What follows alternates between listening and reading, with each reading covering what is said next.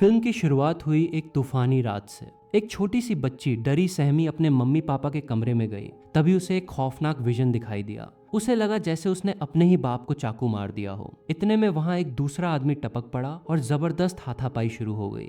लड़ते लड़ते वो बंदा आग में जा गिरा और जिंदा जलने लगा। ये देखकर बच्ची की तो फट गई और वो चीखते हुए प्रेजेंट में उठ गई। ये एक सपना था, लेकिन ये कोई आम सपना नहीं था। यही नाइटमेयर सालों से उसकी नींद की ऐसी तैसी कर रहा है। अब यही बच्ची बड़ी होकर कैली फेयरचाइल्ड बन चुकी थी। वो कॉलेज में पढ़ती है और डेल्टा रो ची नाम की सोरोरिटी ज्वाइन करना चाहती है। सोरोरिटी मतलब कॉलेज की लड़कियों का प्राइवेट क्लब। लेकिन कैली की सबसे बड़ी प्रॉब्लम ये थी कि उसे 9 साल की उम्र से पहले का कुछ भी याद नहीं था। घर वाले इसे एक्सीडेंट का नतीजा बताते थे, लेकिन उसे हमेशा लगता था कि उसके पास्ट में कोई बहुत बड़ा कांड छुपा हुआ है। कैली के साथ 3 और लड़कियां मार्शिया, बेथ और एलिसन भी सोरोरिटी में शामिल होने की कोशिश कर रही थी। इस क्लब की बॉस है मैगन, जो बाकी सबसे तो ठीक ठाक पेश आती है, लेकिन कैली से उसकी अलग ही खुन्नस थी। वजह यह थी कि उसका बॉयफ्रेंड एंडी अब कैली में कुछ ज्यादा ही इंटरेस्ट लेने लगा है और इस बात से मैगन को मिर्ची लग रही है। इसके बाद सभी नई लड़कियों को ओथ दिलाया गया और ऑफिशियली हेल वीक शुरू हुई,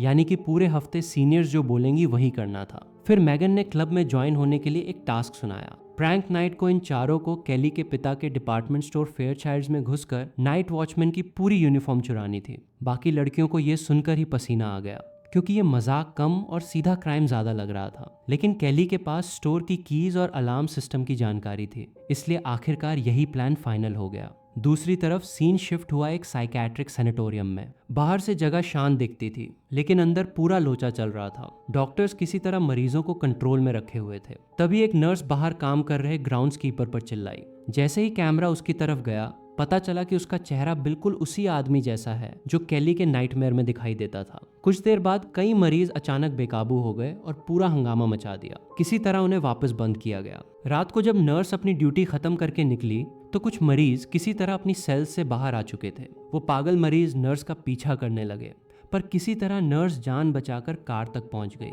लेकिन पीछे से वही ग्राउंड्स कीपर ने गार्डन टूल घोंपकर उसे सीधा ऊपर पहुंचा दिया। अगले दिन सैनिटोरियम के डॉक्टर ने कैली की मां फ्रांसिस को फोन करके बताया कि 7 खतरनाक मरीज फरार हो चुके हैं। ये सुनकर फ्रांसिस के चेहरे का रंग उड़ गया। खासकर एक नाम सुनकर वो पूरी तरह घबरा गई, लेकिन उस नाम का जिक्र तक नहीं किया। ऐसे में साफ समझ आ गया कि इस कहानी का तार उससे भी जुड़ा हुआ है। इधर कैली ने अपने पास्ट का सच जानने की कोशिश में साइकोलॉजी क्लास के लिए ड्रीम्स एंड नाइटमेयर्स पर रिसर्च टॉपिक चुना। इसी दौरान उसकी मुलाकात हुई पीटर एडम्स से, जो ड्रीम एनालिसिस पर रिसर्च कर रहा था। पीटर ने उसे अपनी लैब दिखाई, जहां मशीनों से लोगों के सपनों और ब्रेन एक्टिविटी को रिकॉर्ड किया जाता था। पीटर के साथ वहां एक और लड़की काम करती थी जिसका नाम था हाइडी। उसने कैली को वहां की मशीन्स दिखाई। कैली सब कुछ देख रही थी, लेकिन जैसे ही उसकी नज़र मिरर पर पड़ी, वो अचानक अनकंफर्टेबल हो गई। वो भागकर वॉशरूम गई, जहां मिरर में उसे अपने बचपन की एक और डरावनी झलक दिखाई दी। अगले दिन कैली ने अपनी मर्जी से पीटर के जरिए हिप्नोसिस करवाया,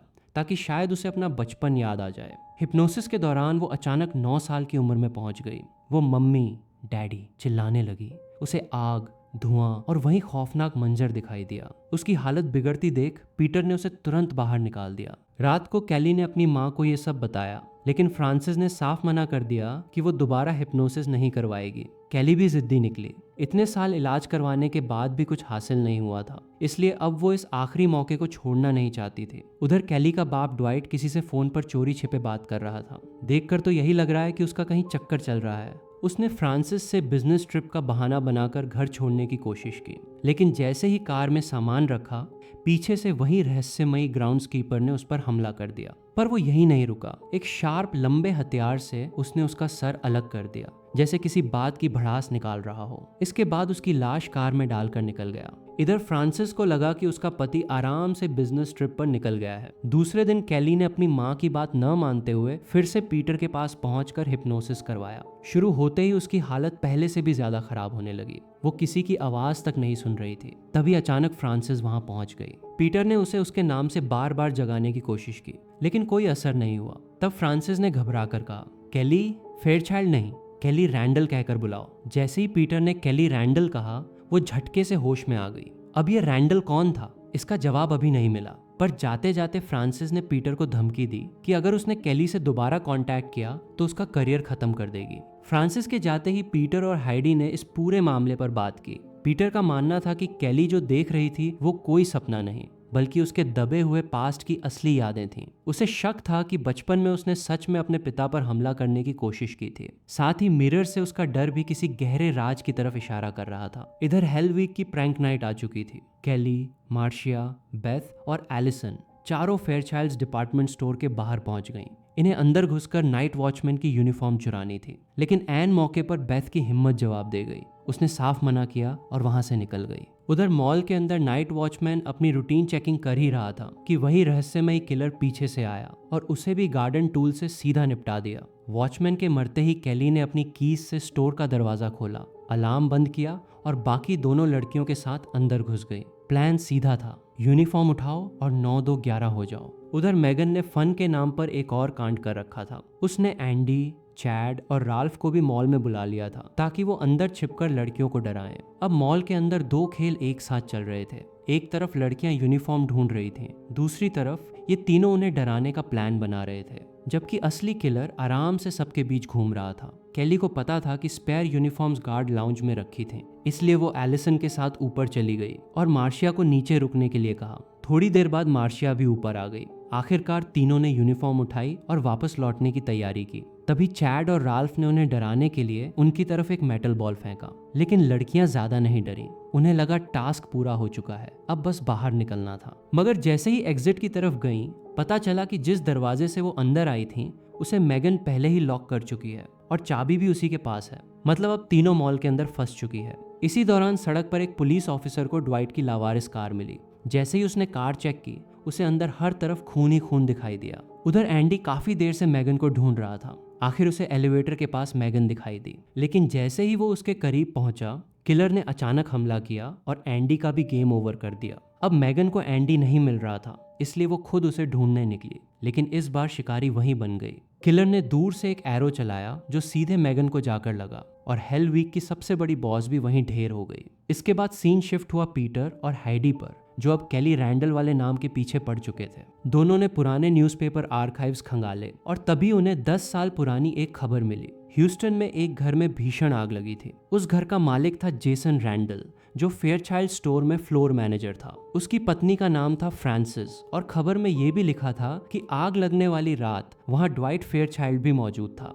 उस हादसे में जेसन बुरी तरह जल गया था। सबसे बड़ा झटका तब लगा जब पता चला कि सिर्फ 2 महीने बाद ही फ्रांसिस ने जेसन को छोड़कर ड्वाइट से शादी कर ली थी। अब पीटर के दिमाग की सारी घंटियां एक साथ बज गईं। उसे समझ आ गया कि केली का असली सरनेम फेयरचाइल्ड नहीं, रैंडल है। यानी कि ड्वाइट उसका असली पिता नहीं, बल्कि जेसन रैंडल ही उसका पिता है। और जो नाइटमेयर केली सालों से देख रही थी, वो कोई सपना नहीं, बल्कि उसी रात की दब चुकी याद थी। उस रात फ्रांसिस का ड्वाइट के साथ चक्कर चल रहा था। जेसन ने दोनों को साथ देख लिया, झगड़ा हुआ, आग लगी और उसी हादसे ने केली की पूरी जिंदगी बदल दी। रिसर्च करते करते पीटर को एक और ताज़ा खबर मिली। उसी हफ्ते सैनिटोरियम से जो कैदी फरार हुए थे, उनमें जेसन रैंडल भी शामिल था, वही ग्राउंड्सकीपर और नर्स के मर्डर का भी सबसे बड़ा सस्पेक्ट। अब पीटर समझ गया कि जेसन शायद केली तक पहुंचने की कोशिश कर रहा है। उसने तुरंत केली को फोन किया, लेकिन कोई जवाब नहीं मिला। ऐसे में वो खुद उसे ढूंढने निकल पड़ा। उधर मॉल के अंदर बचे हुए लोग अभी भी मस्ती में लगे थे। किसी को अंदाजा तक नहीं था कि उनके 2 दोस्त कब के ऊपर पहुंच चुके हैं। मार्सिया ने जरूरत से ज्यादा पी ली और अकेली घूमने निकल गई। राल्फ उसके पीछे गया। वहीं चैड को वॉशरूम ढूंढना था, तो एलिसन उसके साथ चली गई। चैड वॉशरूम के अंदर गया और एलिसन बाहर टाइम पास करती रही। तभी उसकी नजर नाइट वॉचमैन की लाश पर पड़ी। उसकी तो हालत ही खराब हो गई। वो घबराकर चैड को बुलाने दौड़ी, लेकिन तब तक किलर चैड का भी काम तमाम कर चुका था। एलिसन भागती हुई केली के पास पहुंची और उसे सब बता दिया। केली ने पहले सोचा कहीं ये चैड का कोई बेवकूफी वाला प्रैंक तो नहीं, लेकिन जब वो खुद वॉशरूम में जाकर देखने गई तो चैड सच में मरा पड़ा था। ऊपर से मिरर पर उसके खून से केली लिखा हुआ था। अब केली को भी समझ आ गया कि मामला मजाक नहीं, सच में जान पर बन आई है। वो बाकी लोगों को वार्निंग देने दौड़ी, लेकिन उधर उसने पहले ही एलिसन को सिक्योरिटी डेस्क के पास जाने को कहा था। वो वहां उसका वेट कर रही थी। तभी किलर वहां पहुंचा और उसे भी मौत के घाट उतार दिया। उसकी चीखें पूरे मॉल में गूंजी, लेकिन मार्सिया और राल्फ अपनी ही दुनिया में इतने बिजी थे कि उन्हें कुछ सुनाई ही नहीं दिया। उधर पीटर कैली के घर पहुंच चुका था। फ्रांसिस साफ परेशान दिखाई दे रही थी। पूछने पर उसने बताया कि ड्वाइट की कार मिली है और उसमें उसकी लाश थी। ये सुनकर पीटर ने एक बार फिर कैली को फोन किया, लेकिन इस बार फोन बेथ ने उठाया। उसने बताया कि कैली और बाकी लड़कियां फेयरचाइल्ड्स मॉल गई है। बस फिर क्या था, पीटर ने फ्रांसिस से मॉल की स्पेयर की ली, उसे पुलिस बुलाने के लिए कहा और खुद बिना टाइम खराब किए मॉल की तरफ निकल पड़ा। दूसरी तरफ मार्सिया और राल्फ आपस में बातें कर रहे थे। तभी अचानक किलर पीछे से आया और एक एरो सीधा राल्फ के आर पार कर दिया। अपने सामने राल्फ को मरते देख मार्सिया की तो हालत खराब हो गई। वो जान बचाकर भागी और किसी तरह कैली तक पहुंच गई। अब दोनों समझ चुकी थी कि मॉल में कोई पागल किलर घूम रहा है। जान बचाने के लिए दोनों एक फ्रेट एलिवेटर में घुस गईं और उसे फ्लोर्स के बीच रोक दिया। प्लान था कि सुबह होने तक यहीं छिपी रहेंगी। कैली मार्शिया को किसी तरह शांत कर ही रही थी कि तभी किलर ऊपर से एलिवेटर में घुस आया। दोनों घबराकर भागी। कैली तो किसी तरह निकल गई, लेकिन मार्सिया इतनी लकी नहीं थी। किलर ने उसे पकड़ लिया और एलिवेटर शाफ्ट की तरफ घसीट ले गया। अब मॉल में कैली बिल्कुल अकेली रह गई थी। कैली जान बचाकर बॉयलर रूम की तरफ भागी। तभी पहली बार उसे किलर का चेहरा साफ दिखाई दिया। उसका पूरा शरीर बुरी तरह जला हुआ था। चेहरा डरावने निशानों से भरा पड़ा था। ये कोई और नहीं बल्कि जेसन रैंडल था, कैली का असली पिता। जेसन धीरे धीरे कैली की तरफ बढ़ता आया, लेकिन कैली उसे पहचान नहीं पाई। वो सिर्फ अपनी जान बचाने के लिए भागती रही। पीछा करते करते दोनों मॉल की रूफ पर पहुंच गए। वहां कैली ने अपने बचाव में पास पड़ी एक आयरन रॉड उठाई और पूरी ताकत से जेसन के सिर पर मार दी। वार इतना जोरदार था कि जेसन नीचे गिर गया। कैली को अभी भी नहीं पता था कि जिससे बचने के लिए उसने हमला किया वो उसका अपना असली बाप था। उसी वक्त पीटर भी मॉल में पहुंच गया। उसने कैली को देखकर राहत की सांस ली और उसके पास गया, लेकिन अगले ही पल कैली ने अचानक उसके पेट में चाकू घोंप दिया। और यहीं खुला फिल्म का सबसे बड़ा खेल। ये कैली नहीं, टेरी थी। अगले ही पल असली कैली वहां पहुंची और उसके होश उड़ गए। उसके सामने बिल्कुल उसी जैसी दिखने वाली एक लड़की खड़ी थी। वही चेहरा, वही शक्ल, जैसे मिरर से निकलकर सामने आ गई हो। ये थी कैली की आइडेंटिकल ट्विन सिस्टर टेरी। ये वही थी जिसने बचपन में ड्वाइट को स्टैब किया था। कैली को तो ये तक नहीं पता था कि उसकी कोई जुड़वा बहन भी है। टेरी ने बताया कि बचपन में उसे सैनिटोरियम में बंद कर दिया गया था, जबकि कैली को फ्रांसिस अपने साथ ले गई और ड्वाइट की बेटी बनाकर नई जिंदगी दे दी। एक बहन पूरी दुनिया देखती रही और दूसरी पागल खाने में सड़ती रही। टेरी ने गुस्से में सब सच उगल दिया। नर्स को उसी ने मारा, वही ड्वाइट की किलर थी, क्योंकि उसी के वजह से उसकी जिंदगी बर्बाद हुई थी। उसी ने रास्ते में आने वाले हर इंसान को मारा ताकि आखिर में कैली की जगह खुद ले सके। मतलब पूरा खेल ही आइडेंटिटी चुराने का था। और रही बात जेसन की, तो वो यहाँ कैली को मारने नहीं बल्कि उसे बचाने आया था। उसे अच्छी तरह पता था कि टेरी कितनी खतरनाक बन चुकी है, इसलिए वो किसी भी कीमत पर अपनी बेटी को उसके हाथों मरने नहीं देना चाहता था। अब टेरी कैली को मारने ही वाली थी कि तभी एक गोली चली। फ्रांसिस वहां गन लेकर पहुंच चुकी थी और उसने टेरी को गोली मार दी थी। टेरी वहीं ढेर हो गई। कुछ देर बाद पुलिस और एम्बुलेंस मॉल पहुंच गई। पीटर घायल था, साथ ही जेसन भी जिंदा बच गया था। कैली अपनी माँ फ्रांसिस को देख रही थी, लेकिन इस बार उसकी आंखों में प्यार नहीं था, सिर्फ सवाल थे। फ्रांसिस ने उससे उसका असली बाप छुपाया, उसकी जुड़वा बहन छुपाई, पूरी जिंदगी झूठ पर खड़ी कर दी। जेसन को पास्ट समझकर भुला दिया, टेरी को पागल खाने में सड़ने के लिए छोड़ दिया और कैली को एक झूठी दुनिया में जीने दिया। इसी सैड एंडिंग के साथ ये फिल्म खत्म हुई। दोस्तों, इस फिल्म का सबसे डार्क सीक्रेट कोई किलर या ट्विस्ट नहीं, बल्कि कैली की अपनी माँ फ्रांसिस है। सोचिए, एक माँ ने अपनी ही जुड़वा बेटी टेरी को बचपन से साइकियाट्रिक इंस्टीट्यूशन में सड़ने के लिए छोड़ दिया, जबकि दूसरी बेटी कैली को नई पहचान, नया पिता और एक आलीशान जिंदगी दे दी। टेरी सालों तक उस पागल खाने में कैद रही, लेकिन कैली को ये तक नहीं पता था कि उसकी कोई ट्विन सिस्टर भी है। यही बात टेरी को धीरे धीरे एक खतरनाक इंसान बना देती है। अगर ध्यान दें तो फ्रांसिस शुरू से ही कैली को उसके पास से दूर रखना चाहती थी। जब कैली हिप्नोसिस और स्लीप स्टडी के जरिए अपनी खोई हुई यादें वापस लाने की कोशिश करती है, तब सबसे ज्यादा विरोध भी फ्रांसिस ही करती है। पहली नजर में लगता है कि वो अपनी बेटी की चिंता कर रही है, लेकिन असल में उसे डर था कि अगर कैली को सब कुछ याद आ गया तो उसकी सालों से बनाई हुई झूठ की पूरी इमारत ताश के पत्तों की तरह बिखर जाएगी। यानी कैली की अमनीशिया उसके लिए एक प्रॉब्लम नहीं, बल्कि सबसे बड़ी प्रोटेक्शन थी। अगर पूरी फिल्म को गौर से देखें तो असली विलन जेसन रैंडल या टेरी नहीं,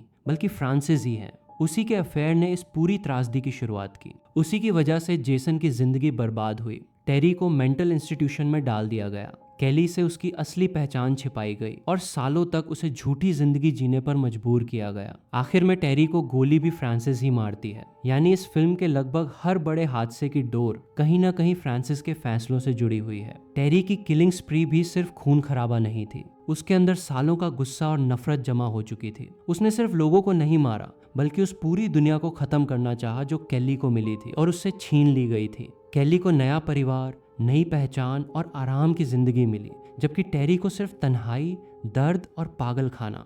इसलिए उसका बदला सिर्फ लोगों से नहीं था, उस नाइंसाफी से था जिसने दोनों बहनों की किस्मत अलग अलग लिख दी।